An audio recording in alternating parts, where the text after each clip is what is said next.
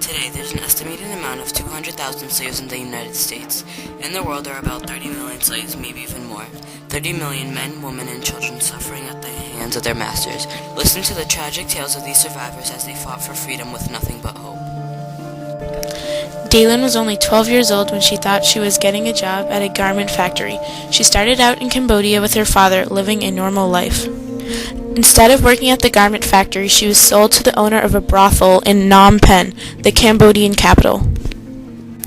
She was put in a room with a client who demanded what Daylin was supposed to do. If she didn't perform a certain sex act, she would be beat up by the client, her brothel owner, and even the other girls in the brothel. When it finally dawned on me that I was a prostitute, I felt a sense of utter disgust. I had become the very thing I most despised. Daylin was rescued by the police and the AFESIP. The AFESIP is run by a man who was a former sex slave, Somli Mam. Daylin is free, but there are many other slaves today in Cambodia and around the world that need our help. As a child in Haiti, Helia lived with her mother and grandmother, but when both of them died, she was forced to live with a neighbor. At 5 years old, Helia was forced to do all of the domestic work around the house.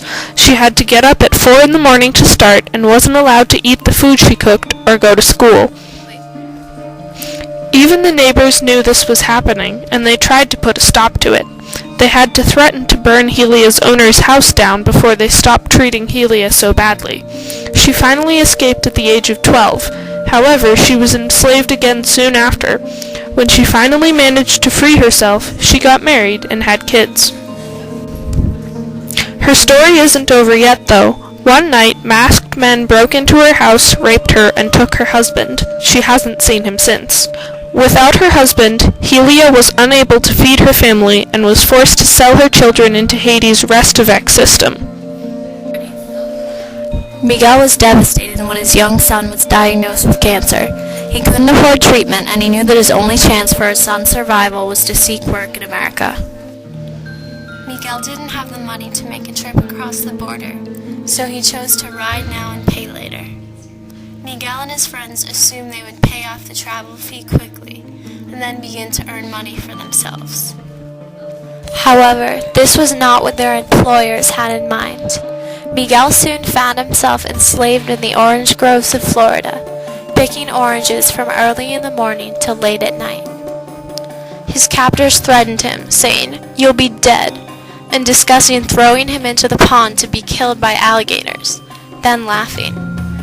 Every day the threats got worse and worse, and his captors took the majority of his paycheck, saying that he still owed them for the ride. With the help of the coalition of Immokalee workers, Miguel was able to escape in the night and return to Mexico. Countless others like him are still held against their will at farms and plantations throughout the USA, and they need our help. It's mortifying what these people have been through. We need to help these people. You could help these slaves by donating to anti-slave foundations.